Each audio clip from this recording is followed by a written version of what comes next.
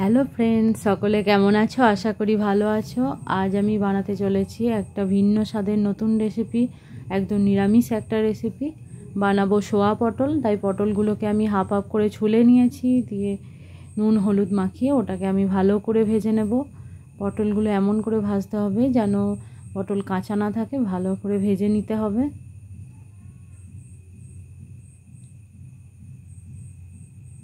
একদম সুন্দর করে লাল লাল করে ভেজে নিতে হবে পটলটা।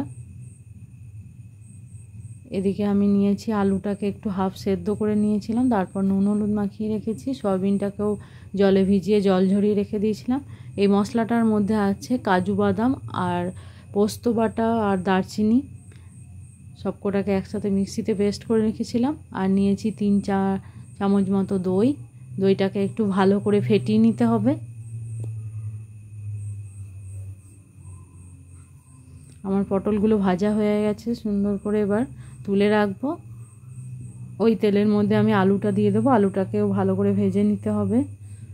দিয়ে দিলাম সয়াবিনটা দিয়েও ভালো করে একটু ভেজে নিতে হবে। সয়াবিনটাতে আমি দিয়ে দেবো একটু নুন, কারণ সয়াবিনে নুন দেওয়া ছিল না, আলুটাতে একটু নুন দেওয়া ছিল, তাই নুনটা পরিমাণ মতো দিতে হবে।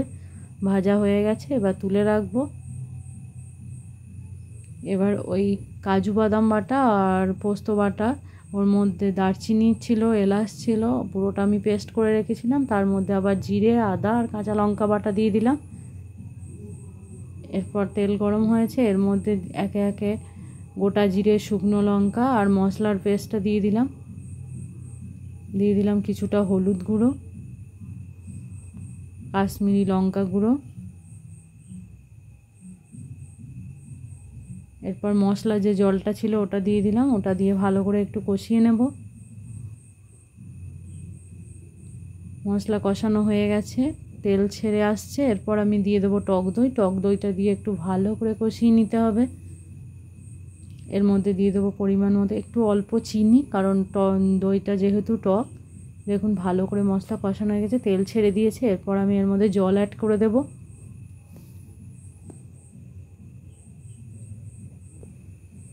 এরপর এখানে দিয়ে দিলাম স্বাদ মতো নুন।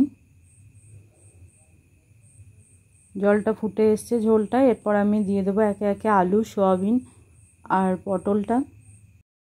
এরপর এটাকে কিছুক্ষণ ফুটতে দিতে হবে, 5 থেকে 10 মিনিট পর্যন্ত রান্না হতে দিতে হবে। ব্যাস, আমি 10 মিনিট পর ফিরে এলাম। দেখুন রান্না একদম আমার কমপ্লিট হয়ে গেছে। রেসিপিটা ভালো লাগলে তোমরা অবশ্যই লাইক, কমেন্ট, শেয়ার করে দিও। টাটা।